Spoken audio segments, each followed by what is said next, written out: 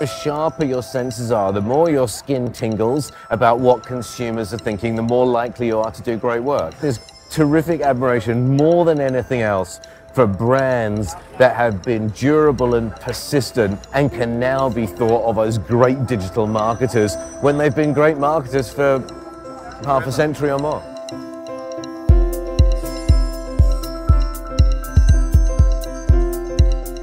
So do you think that creativity is being hindered by data in some respects, or do you think it will really help creativity flourish in the future? I think the ability to push out creativity on platforms like yours and on platforms like YouTube at relatively limited scale is a much more reliable mechanism of testing and sampling the likely effectiveness and efficiency of creativity.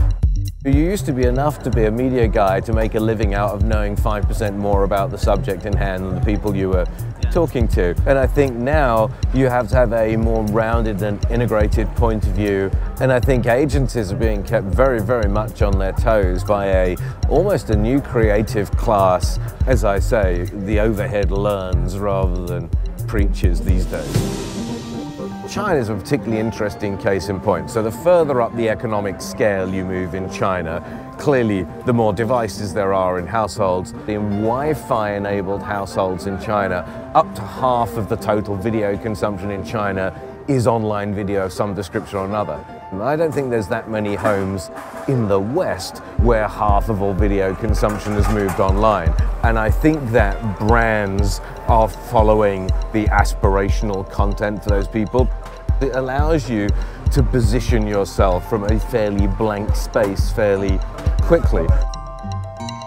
I think any brand that cuts through can be inspirational. Nespresso is a brand I have a particular admiration for. It works multi-platform, it works experientially in the form factor of the way it's made. I think the advertising communicates it very well. And I think that's the sign of terrific marketers absolutely paying attention and media partners who want to build the value in their platforms by being associated with great work.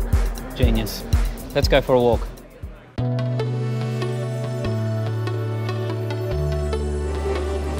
I think that CAN is important because it encourages both clients and agencies to do great work.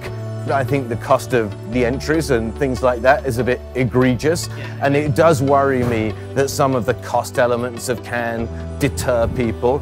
But I'm very impressed that any number of agencies and companies like yours make a big effort to bring younger creatives here, and the opportunity to come and see some of the real greats, the people like John Hegarty and Rory Sutherland and other people, and David Shing, of course.